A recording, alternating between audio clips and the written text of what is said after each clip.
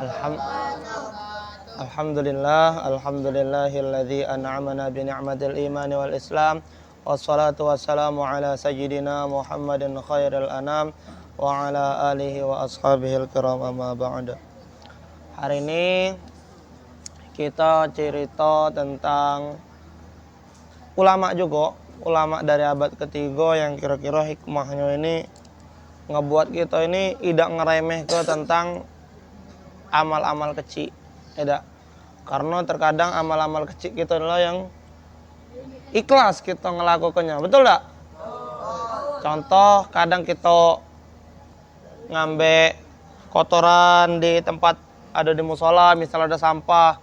Kadang justru amal-amalan cek itulah yang diterima oleh Allah Subhanahu wa taala. Karena ngapo? Karena kita kate niat sombong, kate niat segala macem. Jadi ada seorang ulama di abad ketiga itu sekitar tahun 219 Hijriah itu namanya Ahmad bin Miskin. Siapa namanya? Ahmad bin Miskin. Sesuai namanya, memang hidupnya tuh miskin yan. Jadi di satu malam, saking kemiskinnya itu di rumahnya tuh tidak kate apa-apa lagi. Nah, untuk dimakan, kate apa-apa lagi. Jadi di rumah tuh isinya ya kayu, cuman ya batu, ya tanah, isinya rumah zaman wong dulu kan. Saking kelaparnya malam itu tuh dia tuh sampai berharap subuh lah bisa jadi tikus ya itu no. Pacak temakan kayu ini tegigit nasanya itu no. Saking apa? Saking kelaparnya. Sampai berharap macam itu saking kelaparnya. Nah, dia ini mikir ke dia maunya dia lanang ada kita nih lanang jadi kepala keluarga, mikir ke anak bininya juga dia lapar. Jadinya dia lapar tuh berdobel-dobel. Dia lapar dan pening mikiri kelaparan anak istrinya juga. Jadi di dalam rumah tuh ada wong tiga. Jadi lapar dia tuh dia raso tiga wong lapar ibaratnya dalam perut dia. Saking ke laparnya dan mikiri anak istrinya tadi juga. Sampai akhirnya malam itu tidak makan. Karena kate untuk yang dimakan lagi, kate hal-hal yang bisa dimakan. Jadi malam itu tidur dalam keadaan kelaparan.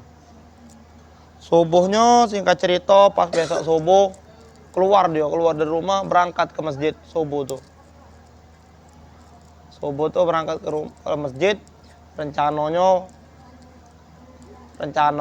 karena katik duit lagi, ndak katik makanan, ndak katik duit untuk bisa dibeli ke makanan, akhirnya dia rencana pengen jual rumah.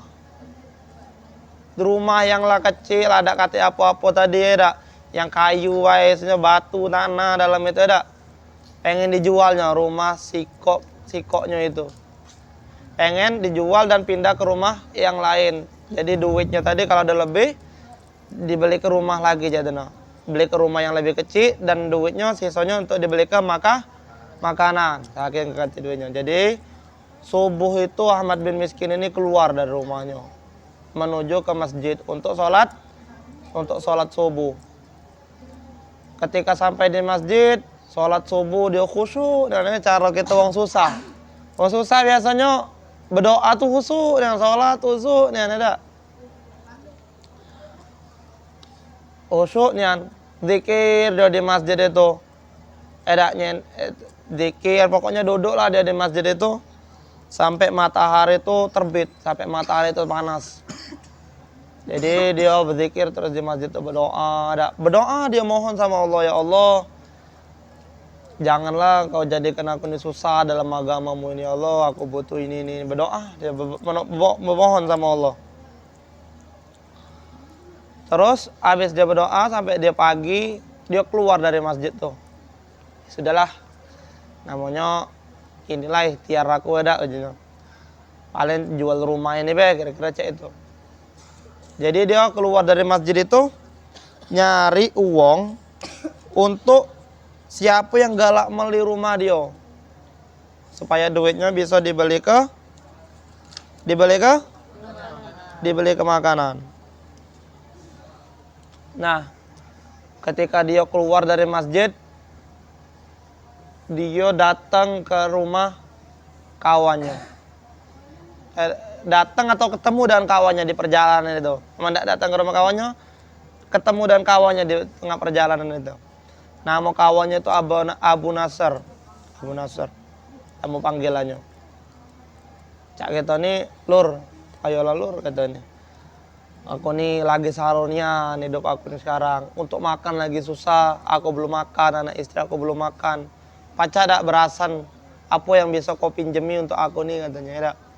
Nah pas pula Abu Nasr nih, nah sudah ini nah, ambillah kain ini. Di kain itu ada isinya 2 biskuit. Biskuit, cak roti cak itu. Orang Arab kan makanannya roti, cak tidak. Ada 2 biskuit, biskuit ya biskuit. Biskuit nama ini ya, nama makanan, nama mereknya. Tidak kata merek biskuit. Jadi biskuit. Dalam si kok kayak, no ini ambillah dulu, bawalah untuk anak bini kau ya dak. Agak kau carilah kalau ke rumah kata kau. Gage aku ke rumah kau nganter apa yang bisa kunjuk lagi aja tuh. Uji Abu Nasr tadi. Oh yang mau kasihan lu ujinya ya. Uji Ahmad bin Miskin tadi mau kasihan. Baliklah Ahmad bin Miskin tadi, balik. Ketika Ahmad bin Miskin ini balik menuju ke rumahnya, di tengah perjalanan dicegatlah sama ada ibu-ibu sama si ko anak. Ibu ini ngomong, ngemarahi dengan Ahmad bin Miskin. Tuan, tolonglah Tuan, ini anak yatim katanya. Kami berdua inilah kelaparan nian, belum makan. Atau ibu itu minta tolong nian Tuan, kasihan ini budak kecil katanya. Nah, budak kecil tadi tuh nyingok Ahmad bin Miskin ini melas. Pengen ibaratnya tolong dibantulah aja itu Ahmad bin Miskin tadi nyingoknya, Ahmad tadi nyingoknya dengan budak kecil itu. Kasihan nian rasanya. Kita orang besar nih rela gitu nih, apa namanya? Lapar demi anak. Nah, ini terbayang pula budak kecil kelaparan belum makan. Anak yatim pula. Sampai bayangannya Ahmad bin Miskin ini nyingok anak itu, nyingok dia tuh cak berharap nian. Cak, Tuhan tolonglah Tuhan, cak lapar nian aku nih Tuhan. Tunjuklah kalau ada makanan cak itu apa mata berbinar-binar budak kecil tadi nyingok ke Ahmad bin Miskin. Sampai Ahmad bin Miskin itu ngerasa surga itu turun ke bumi itu nawar ke dirinya. Kalau kau galak ngenjuk ini apa namanya? Budak kecil ini makanan ibarat masuk lah. Itu apa sampai dia ngerasa cak itu no. Ada peluang untuk sedekah cak itu no. Dia ngerasa cak itu. Dia merasa ini nih ladang besar ini. Ladang besar. Ibaratnya aku nih dapat ladang besar untuk ngambil pahala sebanyak-banyaknya. Tapi wong-wong di sekitar kan. Waalaikumsalam warahmatullahi wabarakatuh. Paham Ustaz? Balik Ustaz. Nah, jadi buka ininya, buka gerbang. Hati-hati Ustaz. Jadi Ahmad bin Miskin ini heran dengan wong ini kok kata yang peduli dengan ini. Padahal rame. Wong ini baranya oje ngibaratkan Ahmad bin Miskin ini sama cak keledai ngelewati istana raju yang besar megah, tapi dihirau kenyo milih ke ladang kecil ya tenang. Paham? Wong ini awak nyingok ladang besar untuk pahala, tapi malah mereka tidak berebut untuk ke situ. Sama cak keledai yang ngelewati istana raja ketika menuju ladang rumput-rumput cak tenang. Karena hatinya tadi pengen nolong dan budak kecil ini, tapi teringat dia nih, oh iya ya anak bini aku dia juga lagi lapar di rumah. Yang mana sama baik mungkin lah hari-hari juga gitu nih maksudnya cak itu ya dalam hatinya. Labah hari-hari juga belum makan. Ya sudahlah, njuk kenyo be, dinjuk kenyo.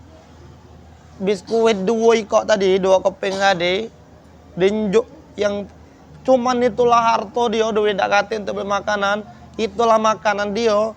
Dia enjuk ke, padahal dia tahu, dia sadar nian bahwa anak istrinya lagi kelaparan juga di rumah. Dinjuk kenyo.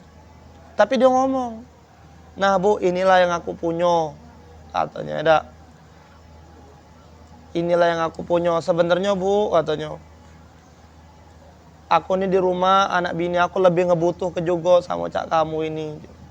Cuman ujungnya, kalau seandainya beja, aku punya harta lebih banyak, pasti aku tolong kan kamu nih. Nah, aku cuman ada ini, ambek lah, katanya. Bu, ibu tadi, ibu dengan anak, ibu yang dan anak tadi, tapi ibunya itu yang nangis. Mau kasih nian Tuhan, katanya. Mau kasih nian, awak kamu nih punya anak bini yang lagi kelaparan juga, tapi kamu rela ngenjuk ke makanan ini untuk kami. Didoakannya amat miskin tadi, doakannya.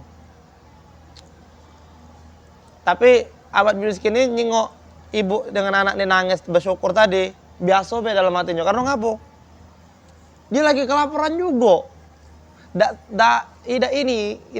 kati waktu ibaratnya untuk oh iya, ambil lah kamu, dak cerita no. Dak kati waktu untuk berbangga diri bahwa dia sudah ngenjuk cerita no.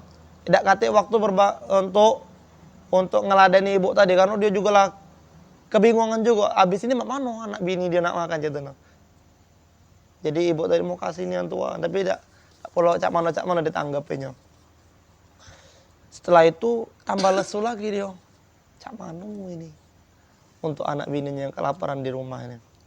Berjalanlah dia balik, tinggal kenyo anak ibu dengan anak yatim tadi kan, tinggal kenyo. Jalan lagi dia ke rumahnya. Cuma lalesunian dia ini. Lapar, pending pala, mikir anak bininya mana makanannya. Ada katik lagi harto lagi. Tadi masih ada 2 kok biskuit untuk ngeganjal perut jadilah. Tapi lah hilang pula. Sekarang dia berteduh di sikok pohon. Tidur dia, hinder. Ini ya Allah, ya cak kita galak putus asa tuh ya. Bukan putus asa, cak kita galak nunggu pertolongan Allah itu. Ini ya Allah. Tiba-tiba pas dia lagi lesu, bersender di pohon itu, datang Abu Nasr tadi. Seneng dia nak bawa Abu Nasr. Pas nyingok tuh, Abu Nasr tuh seolah-olah lagi bercarian, lagi nyari Ahmad ini. Dan ketika nemu Ahmad ini, cak seneng nih, akhirnya ketemu juga jadinya. Wih, Ahmad aja. Wih, Abu Muhammad ya itu. Nama panggilnya Abu Muhammad Ahmad itu. Wih, Abu Muhammad katanya. Ngapa kau di sini ujungnya? Beruntung nih nasib kau nih. Rumah kau nih, beruntungnya rumah kau. Ngapa kau belum balik sekarang gitu. Aduh apa Abu Nasr katanya. Aduh apa kawan aja. Kau tuh baliklah dulu katanya. Tadi diceritakannya oleh Abu Nasr. Tadi pas aku nak ngantri makanan untuk ke rumah kau, kan dia adalah janji kan dengan Muhammad dengan Ahmad tadi bahwa dia bakal ngantri ke rumahnya kan. Tadi pas aku nak ngantri makanan ke rumah kau, di perjalanan ketemu sama si Kok Wong, bertanya dengan aku. Tahu dak dengan ini dia nyari dengan bapak kau, nyari bapak kau. Terus tunjuk tahu bahwa bapak kau tuh lah, tunjuk tahu lah bahwa bapak kau tuh ada katik lagi, tinggal anaknya tuh lah kau ini katanya, kata Abu Nasr tadi. Terus wong tadi minta anteri sama aku, minta anteri ke rumah kau. Jadi kau anterilah sekalian barengan tadi, kata Abu Nasr tadi.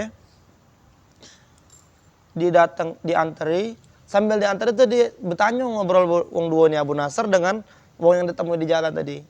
Ngapa Pak kamu nak nyari bapaknya Ahmad ini? Diceritainnya, jadi 30 tahun yang lalu, kata wong yang tadi, yang di jalan tadi, 30 tahun yang lalu aku ini berkawan dengan bapaknya Ahmad. Berkawan dengan bapaknya Ahmad. Berkawan, dan bapaknya Ahmad ini ibaratnya investasi. Nanam saham dengan aku, ngenjuk duit. Cek untuk aku berbisnis. Aku ini dulu sama wong sini lah juga wong Baghdad cek wong Baghdad. Untuk berbisnis dinjuknya dipinjamnya aku 100 dinar. 100 dinar. Kalau 1 dinar 4 juta atau sekitar 3 juta 4 juta, berarti 100 dinar berapa juta? 400 juta. Dipinjaminya aku itu. Tapi katanya, setelah aku dipinjam itu, aku berbisnis, bangkrut bisnis aku. Bangkrut, Buntu aku akhirnya jatuh miskin. Ketika itu aku putus asa. Akhirnya aku pergi dari Baghdad ini merantau ke kota Basra. Nah, alhamdulillah nih aja. Semenjak aku pindah berusaha begawe di Basra, berbisnis, lambat laun kehidupan aku semakin membaik, kata bapak itu ya. Kehidupan aku semakin bagus ekonominya. Sampailah aku sekarang alhamdulillah jadi berduit lagi. Nah, sekarang aku balik ke Baghdad ini nak nemui bapaknya si Ahmad ini untuk ngebalik ke harta dia dan hasil keuntungan yang sudah aku dapat ke selama ini untuk dari hasil bisnis ya no. Akhirnya si Ahmad ini balik ke rumahnya, ditemuinya bapak itu, diterimalah segala harta yang diunjuk oleh bapak itu. Diterima. Nah, setelah dari situ dia berpikir, wah dengan harta ini aku pasti bakal bersyukur nih, aku gunakan sebaik-baik mungkin harta sebanyak ini. Aku gunakan harta ini untuk di jalan Allah kabarnya itu. Untuk membuat kebaikan. Terus dia ingat lagi, siapa loh yang paling harusnya ku hidupnya nih, maksudnya ku sedekah ini.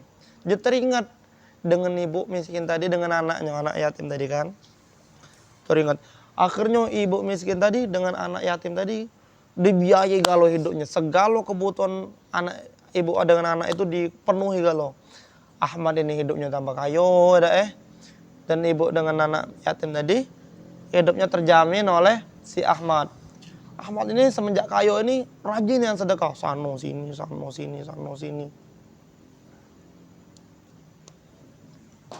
Nah, terus ini akhirnya karena dia lah kaya sano sini dan sedekah sano sini ya kemana dia sedekah, banyak dia sedekah. Dia merasa, alah kebanyak amal aku nih Allah katanya dak jadinya dia merasa. Sudah alhamdulillah caknya kayaknya sudah banyak amal aku nih. Pahala aku nih sudah banyak. Sehingga aku nih cak lah pantas ya dan masuk surga ada dia. Sampai satu saat dia tertidur dan bermimpi. Ini mimpinya. Potong cerita baru teringat ternyata bukan 100 dinar. Itu apa duitnya tadi. Banyak pokoknya, bukan 100 dinar itu dicerita selanjutnya ini. Jadi di satu mimpinya ini, di mimpi dia ketika dia tidur nih, dia sudah ada di hari kiamat. Mimpi itu jangan dikira remeh kalau. Mimpi itu tanda-tanda kenabian. Mimpi tidak boleh kita remeh ke Nabi Yusuf. Hidupnya penuh dengan mimpi. Wahyu Nabi Muhammad dari mimpi. Jadi kehidupan para nabi ulama itu dari mimpi, jangan kita remeh ke. Nabi Ibrahim nyembelih Nabi Ismail dari mana? Perintahnya dari mimpi. Jadi ketika itu dia bermimpi, dia sudah ada di hari kiamat. Di hari kiamat di padang mahsyar ketika di mizan, penimbangan. Sampai ada suara berseru, "Woi bangkitlah kalian manusia, bersujudlah sama Allah. Jangan para binatang, hari ini mereka bersyukur aja. Karena mereka tidak dilahir ke jadi manusia aja. Karena kalau mereka jadi manusia, hidupnya saro hari ini. Ditimbang amalnya. Jadi dia nyingoi, uang ditimbang amalnya. Sampai giliran dia maju. Pas dia maju, dia kan yakin ada amalnya. Ternyata pas ditimbang-timbang amalnya, amal kebaikannya itu dengan amal keburukannya itu, jauh beratnya. Amal kebaikannya enteng dan dak kati sama sekali. Dak kati apa-apanya dibandingkan dengan amal jahat dia. Keburukan dia. Sampai dia ngerasa ibaratnya yang ditimbang nih gunung batu keburukan gitu no. Gunung yang terbuat dari batu yang itu tuh nilai kejahatan dia. Ditimbang kebaikan dia seberat kapas. Dak kati apa-apanya sama sekali. Sudah pasrah nih dia. Ya Allah. Jadi kebaikan dia tuh ada, tapi lama-lama kebaikan dia tuh hilang karena ternyata pas dijingok kebaikan dia pas nak ditimbang, ada cacatnya. Ada riak, ada pengen dipuji. Ya, ada yang sombong. Dia baik tuh selama hidupnya tuh Jadi hilang nggak lo no. Tadinya kan berat juga amal kebaikan, tapi lama-lama naik gitu no. Enteng. Karena dibuang lagi. Yang cacat-cacat tadi itu no. Diangkat amal-amal kebaikannya. Sehingga yang tersisa cuman amal keburukannya. Sampai dia ngerasa, oh ya Allah, hilang nggak lo amal kebaikan aku nih. Terus ada suara berseru kayak ini. Alam yaqba lahu syai'un. Apa kau dak katik lagi sisa dari dia nih katanya. Apa dak katik sesuatu lagi amal kebaikan dia nih. Terus ada yang ngomong, baqiya hadza. Tinggal sisa ini katanya. Pas dia jengok sisa apa? Dia jengok cuman sedekah. Sedekah apa coba? Bayang enggak? Apa tuh, Bang? Biskuit 2 keping tadi. Lah ya Allah. Sisa 2 biskuit itu puji dia. Sedang ke aku jo. Jadi dalam hati dia di situ ya. Aku dulu nih yang 100 dinar. Aku dulu pernah sedekah 100 dinar. Itu ndak kate timbang, ndak kate apa-apa nilainya apa lagi 2 biskuit dalam dia pikir itu loh. 100 dinar 400 juta ini nah 100 dinar itu. Katanya 2 biskuit ini aku pernah sedekah, katanya sekali sedekah 100 dinar. Hilang bay amalnya apa lagi 2 biskuit dia pikir aja itu no. Ternyata pas di biskuit itu ditimbang kedengar lagi suara. Oh ya amat katanya. Setengah pahala kau dari biskuit itulah terbang pulau ujungnya.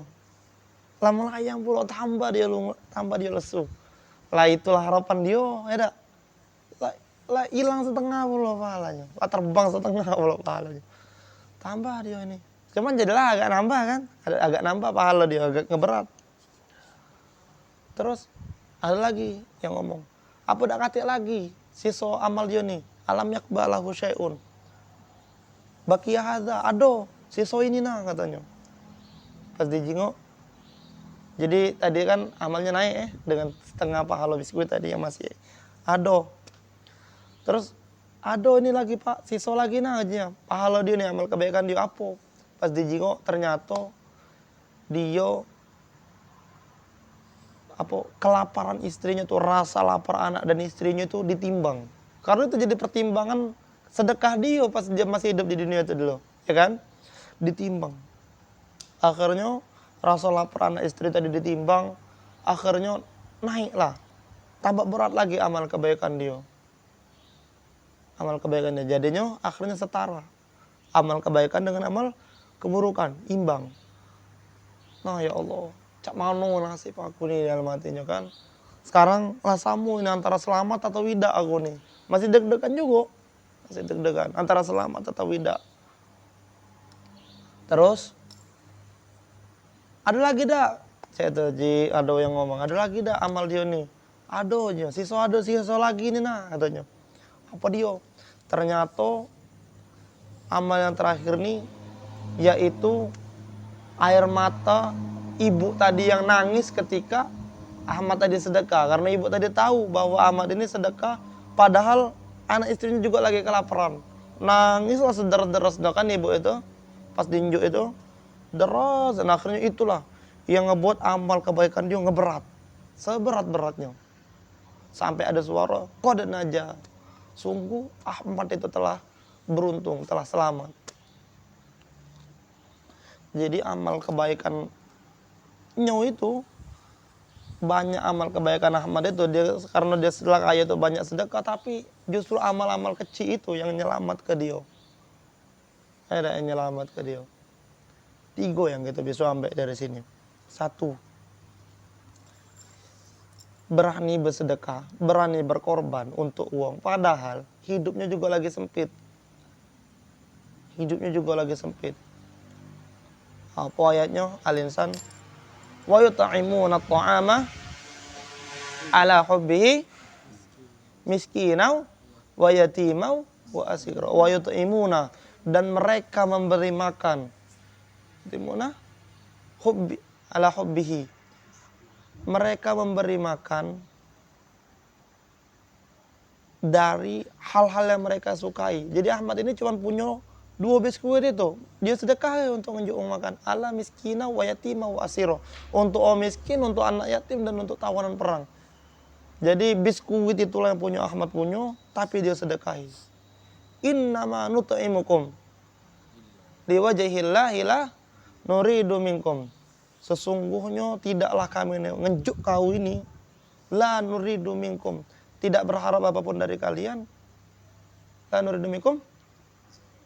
Apa sambungannya lupa? Innama nut'imukum liwajhillah. Innama nut'imukum, tidaklah kami nganjuk makan kepada kau ini liwajhillah, kecuali untuk mengharap ridho Allah. La nuridu minkum, tidak berharap pada kalian jazaan, balasan, wala syukur atau terima kasih. Jadi ngenjuk ke wong miskin, padahal itulah yang dia senangi, itulah yang dia punya, dan tidak mengharapkan apa-apa dari wong itu, cuma mengharapkan ridho Allah. Itu masih kita belajar. Yang kedua, keyakinan untuk bersedekah. Beda. Apa? As-shadaqatu mana kosomalun bisodakotin bal yazdad.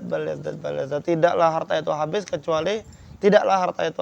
karena sedekah, kecuali akan bertambah. Yang ketiga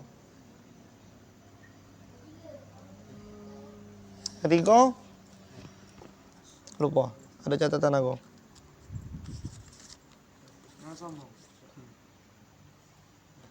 Yang ketiga, ketika jangan kita remehkan amalan-amalan kecil kita, ada. Jadi kita nih ambil bagian-bagian amal-amal kecil. Ada sampah, buang. Ada cak ini nganggur, beresi. Gitu. Karena yang cak inilah yang kita pasti ikhlas. Tidak kelewatan kalau kamu, aduh ini.